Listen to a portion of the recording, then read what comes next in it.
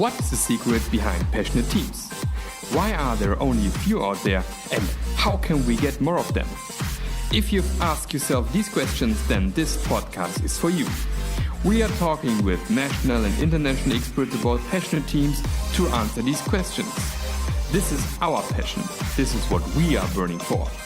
Welcome to the Passionate Teams podcast.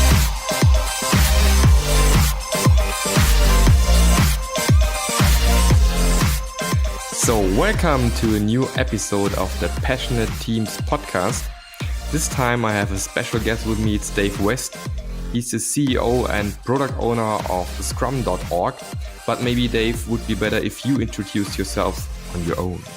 Okay. Hi, Mark. Hi, everybody. As you said, Mark, I'm the product owner and CEO of Scrum.org. Scrum.org is the organization that Ken Schwaber, the co-creator of Scrum, founded to improve the profession of software delivery. So I'm very passionate. I love the word passionate about delivering fabulous software to customers, users all around the world. That sounds awesome. And Scrum is also meant for, I think, making our world of work a bit more interesting and fun, right? It's interesting, what is Scrum? Scrum is a response to the underlying need for empiricism and self-organization for software teams. Now that results in amazing products for customers because you're continuously testing your hypothesis by delivering working software to customers. And it also ultimately results in teams that are much happier, much more content, much more, having fun, because ultimately what's the most enjoyable thing that any team can do? Deliver software that people want, or deliver product that people want, or deliver value that people want. And I think that is ultimately what Scrum is all about. Is this also how you would define a passionate team? Yeah, interesting, because, a passionate team, I think there's a couple of different levels. I think, yes, you're right, that delivering software or products or things that are valued by customers is a key element of a passionate team. I also think that there's an internal sort of thing about passionate teams. You actually care about the people you work with. You care about the people that you spend every day, delivering value to. And I think there's a third dimension, which is about the mission. I think that certainly for me, the most passionate teams that I've been on, and the most enjoyable teams I've been on, are ones where my personal mission is aligned with their mission and with the organization's mission. When you've got that synergy, I think it's very easy to care very deeply about what you're doing and the people you're working with and the outcomes you're achieving. Okay. And have you been on a passionate team in the past? So that's an interesting question. So my journey, Mark, like many of us, has been varied. I started as a software engineer, came out of university. Like me. Yes, I say I'm a aspiring software engineer that just maybe not good enough now to do it. But anyway, so I came out of university and I'd learned lots of really cool stuff, and instantly had to earn a living, write COBOL and something called Adabas Natural, which I was like, oh. But it's interesting because I was dropped into a team of very mature, some would say old, people. And my skills and my experience were very different from theirs. And they did a really good job of introducing me to the world of work, as it were. And maybe it wasn't passionate, but it was certainly interesting, and I learned a great deal. But perhaps, then I went and did my master's and carried on the comedy that is my life. But perhaps the most passionate team I was ever in was when I was working recently for a startup, and it was a company called TaskTop, and we had the opportunity to sort of grow, and we got some VC funding. And the team that I was working in, it's funny, sharing rooms, traveling in the most bizarre ways to get to locations, working in the back of minivans and shared rides, and building presentations in the middle of the night. And we all had the passion. Tasktop's mission was to connect, the life cycle of software delivery. And I think that everybody shared the desire to build a great organization and I was working in a great team to do that. And so I was very fortunate. And it's funny that it was a very lean experience. We didn't have lots of money. We didn't have all the Google accoutrements of free food and this and that. And if you wanted free food, you just cooked for the team. That was kind of how it worked. But I think that almost made it better. Almost. By the way, I'm not recommending that now, just in case Ken or anybody else is listening. I like having free coffee here. It's thank you. Just to make sure that it stays like that. Yeah. Yeah. Okay. But what do you mean with you were traveling in a most bizarre way? So was it? Well, like you try to get. So say we had a sales call in New York to try to sell this software to a customer, and we looked at the flights to New York, and they were like, "Oh, that's a lot of money." And we found a flight to Manchester, New Hampshire, and we'd fly to Manchester, New Hampshire, and then take a train to Boston, and then things like that. We'd always look to try to do things in the leanest possible way because obviously money wasn't plentiful. But part of that was kind of the fun. And maybe something that I missed when I was describing what I think around passion and that sort of fun element, the sort of, oh my gosh, we're trying to do something different. We're trying to do it in a cool way, but we're laughing as we go. And that's certainly true of Scrum. Recently, we added, actually almost 2 years ago, the values of courage, focus, commitment, respect, and openness were added to the Scrum Guide.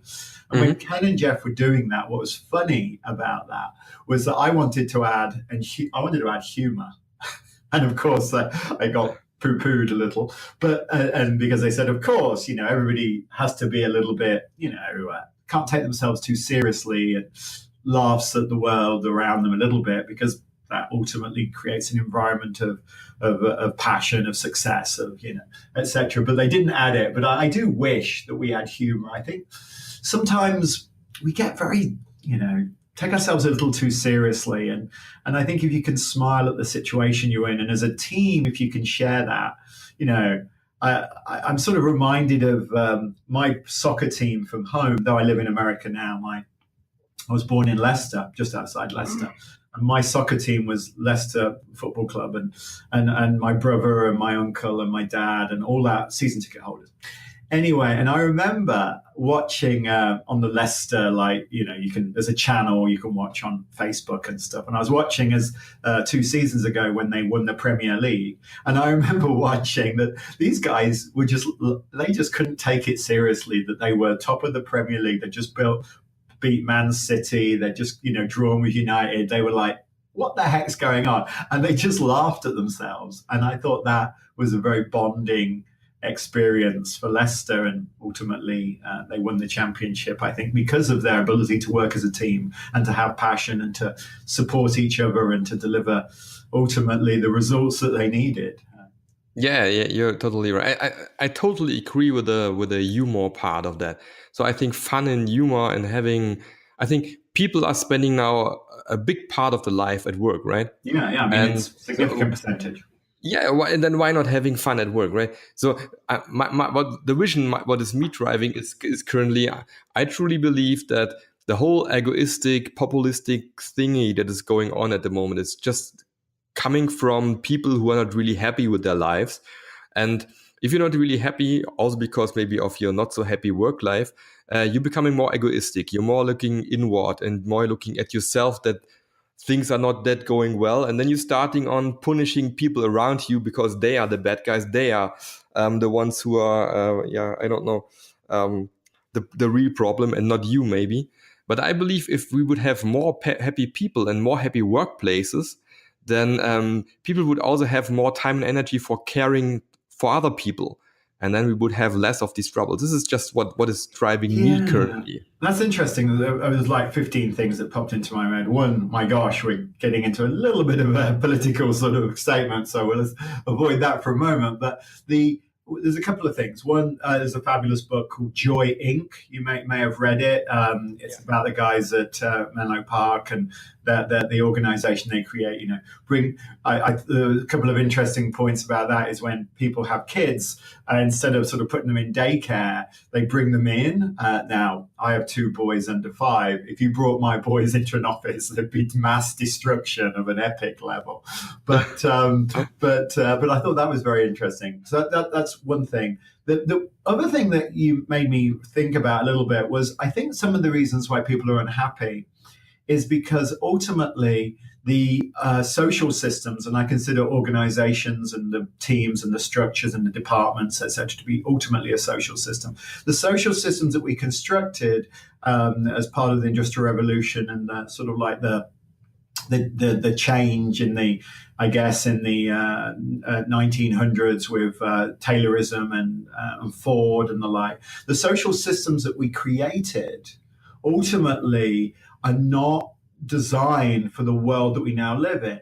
I mean, the world that we live in is full of opportunities. Ultimately, these social systems are built around reducing risk and ensuring predictability and ensuring that everything just goes in this very efficient way. Efficiency, predictability, and risk are sort of like the tenets of modern organizations, where we live in a world of opportunity, a world of really innovation. Well, it isn't about whether you can do something, it's how you can do it. Is it economic to do it? Is it the right thing to do?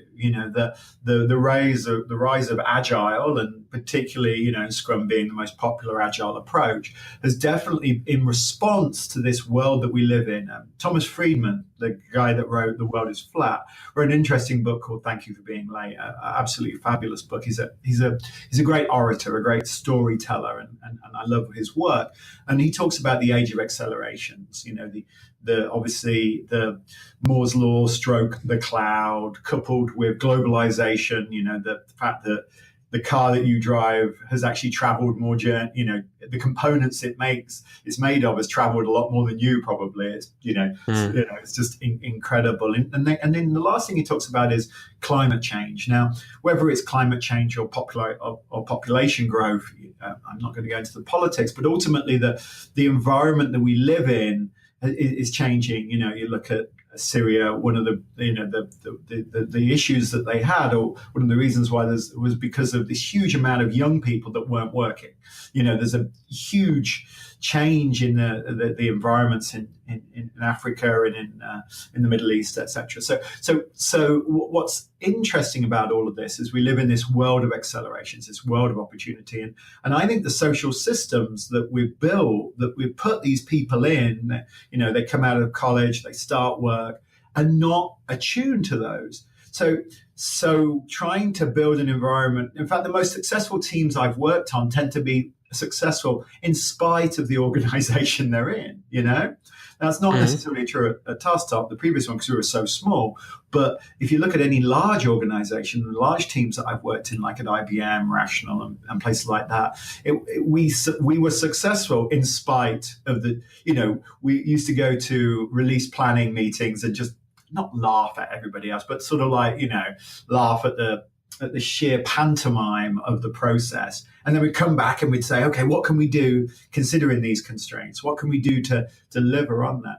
Now, I think that's disappointing. I think that to some extent we have a moral responsibility to create social systems and create environments that allow people to deliver to their potential. Every time I hear about diversity, it isn't a moral responsibility. It's an economic responsibility. I want everybody delivering to their full potential so we can do more stuff. So building social systems that are empirical, that are based on values. I mentioned the Scrum values, but they don't have to be the Scrum values, but some set of values that make us professional and allow self-organization and push responsibility to the right places inside their in their appropriate places, whether it's self-organization and empowerment, whatever you want to call it.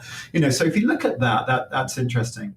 And then there's a third thing. So, there's the sort of those two things. And then there's a last thing, which is about stewardship. I think that management has to change from being about people serve me to be the opposite. You serve them, the sort of Mahatma Gandhi kind of model of leadership. And the thing that's interesting about that is, we do this professional agile leadership class. It's relatively new, and we've been, and I've actually been delivering it, even though I'm not a professional Scrum trainer. I've been delivering this quite a lot from my experience and working with professional Scrum trainers to help me do that. And one thing that's been really interesting is that we spend a lot of time on that class talking about how you build an environment that allows teams, that enables teams to deliver on their potential. And I think that leadership management has a serious responsibility to stop managing and start stewarding. And really, it's all about governance, and I mean that in the purest sense, creating an environment that allows them to succeed. So those are the things that it's interesting that you made me think of there. Mm-hmm. Yeah, I think especially in companies, there's a problem of that you have especially middle management people who have the problem that their teams usually they really like to be agile and work agile, at least most of them. Some of them maybe not so, but most of them. But then they still have the highest level, the CEO level, the CTO, COO level, where they still sometimes stuck in the old world. And then the middle management is really in the middle and really had the problem how to put these two worlds together, right? This is what I see a lot in companies. It's interesting you say about C-level, because I get the opportunity being the CEO of Scrum.org, and we're an organization that we have 5 million people come to our website. We're training through over 3,000 people a month on a good month. So we have a certain position in the industry. So I get the opportunity to talk to a lot of executives. I think C-level, they want to be agile. Now, whether they have time to really understand what that means, whether they actually actualize that concept into what does it mean to be agile, I don't know. But they do conceptually want to be agile. What I see, and I definitely exactly, Mark, I completely agree. At the team level, the most successful, most happy teams I've seen are agile. And whether they're doing Scrum or not, but they're working empirically, they have control of their destiny, they have an alignment to some sort of vision and passion and direction, all of those things. They have the technical skills to deliver, and access to do that, whether it's a legacy system or whatever. So they definitely want to be agile. And then there's this amorphous blob of middle management. So because the executives haven't necessarily actualized what it means to be agile, they say we want to be agile, but we want these quarterly, burn downs or red, green, blue or whatever, charts. So we want this, and we want resource management to optimize, and we want to be efficient. We want to. So you're right. This middle management don't know really what to do. They've got the charter to be agile. They've got teams that want to be agile, but then they've got the sort of like contradiction of running an organization in this 21st century. And I think that's why it has to change. So our leadership class focuses very much on that middle layer and talks about how the characteristics, the things that people need to think about. And it's a hard job. Changing to a servant leader to be some sort of like enabler rather than a traditional hierarchical manager is a big change. Coaching, being able to coach people.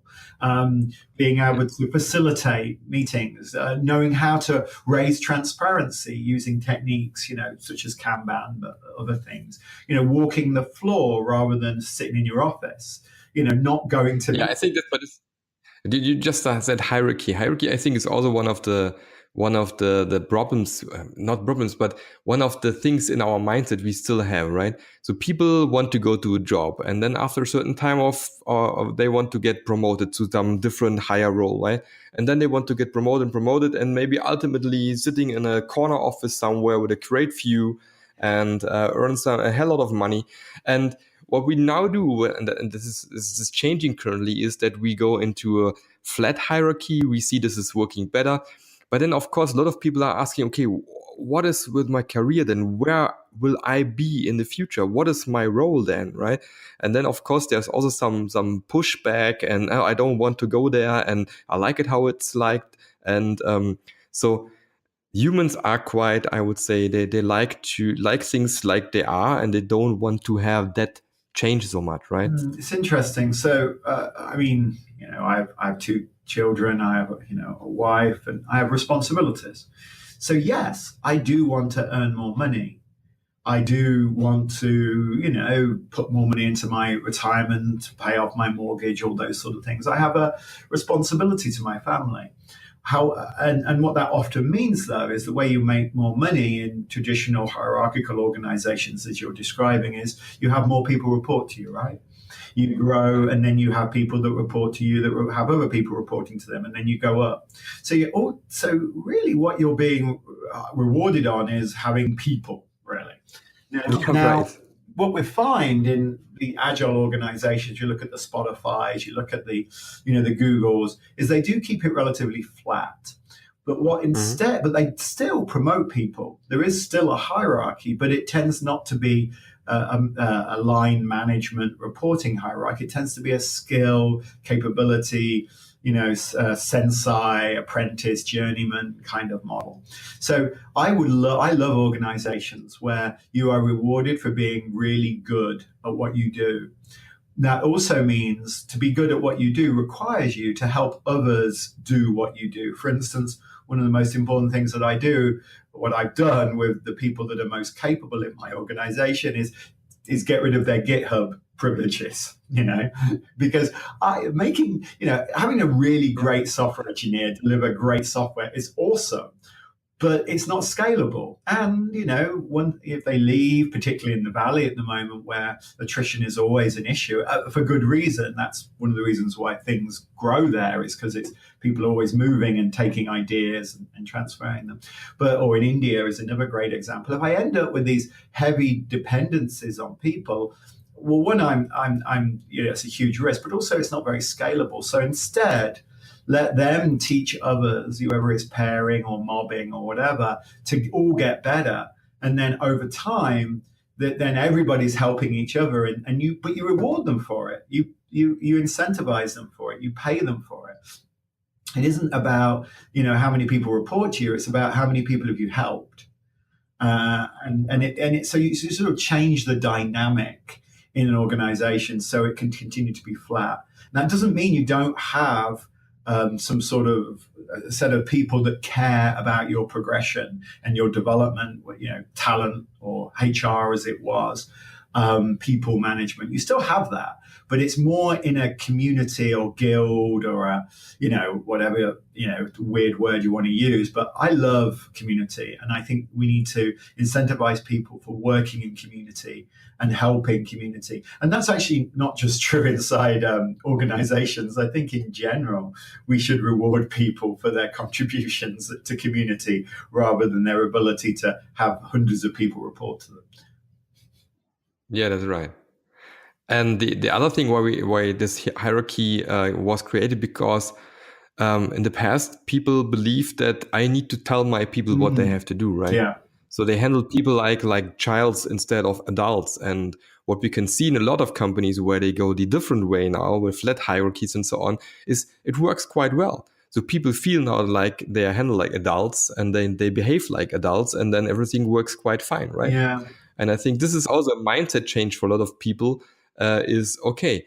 Even if it feels like it's out of control because I don't tell them exactly what I have to do, still they will do the right thing for me, right? So it's interesting because obviously, having small children, I think a lot about freedom and control. At home, you sort of watch.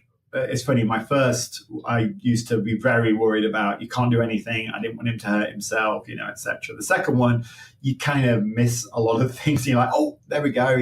Another Lego has been eaten, and you're like, because you got kids. But so the most important thing is to build trust, and the most important thing is to create is to have safety and trust as key words for building these kind of teams. And safety and trust require focus and energy. You have to, give people freedom, learn together, understand what the boundaries are. There's certain things, if you're building pacemakers, you do have to have other people check your work before you deploy it. I mean, you don't want a pacemaker to go wrong, and nobody wants that. But also, but you don't. How much trust do you place in your teams? And it's all about trying to find those boundaries. And Scrum talks about transparency as the greatest way of creating trust and making everything incredibly visible, whether that's just the state of work, how work's moving, whether that's the state of the actual product, the increment, as we call it. All of these things are all about building trust. And it's really hard. And as a leader, I mean, because I have a team of 18 people here at Scrum.org. And one thing that I find over and over again is you have to allow people to scuff their knees, to use the kid analogy again, to make mistakes, to do things you don't actually agree with, which is really hard, because how I got into my position was a little bit of paranoia, was a little bit of micro sort of focus. Details are very important to me. Software engineers tend to, right? But it's like, you have to kind of like let go and know when to and when not to, and that's hard. This isn't easy. I mean, we're changing, the nature of millennials, I'm sure, or the generation after that will find this all easy peasy, and we're just a bunch of old gits wandering around going, oh, this is awkward. But, it is hard, and we have to learn how to do it. Yeah, I know. This is exactly what I also learned from a manager. I'm coaching a company currently. And then we had a round of all these managers sitting in one room, sharing their stories about their agile teams. And there were some departments where they didn't start yet, and some other departments, and they started, and they just talked about it and how it's working on. And he also said the same thing you said. Yeah, I was really used to telling them exactly what they have to do. And this helped me because then I know, okay, they will do the right thing. And now it was really hard for me, but I stepped back. And the only thing I give them now is some kind of like a goal. I give them some guidance, some constraints they are. And then I just check with them every 2 to 4 weeks what is happening here and see if they're on the right track. And this was difficult for me, he said, right? But he found out that his team is now flourishing. And he started with one team in his department. And now the whole department wants to get in this agile mode because they see, hey, this team, really cool how they're working. And they're having fun. We want to go there too. And it's really interesting what's happening in this team now. But it had the same experience to you. Yeah, I think it's slow as well. And the other thing that just people often get very, we need to change it instantly. They think of it as just changing the programming language, like downloading a new version of the operating system, and now we're agile. Human beings aren't like that. And it's funny, Mr. Toyota, before he was a car manufacturer, before Toyota became a car manufacturer, it made looms, for making, material.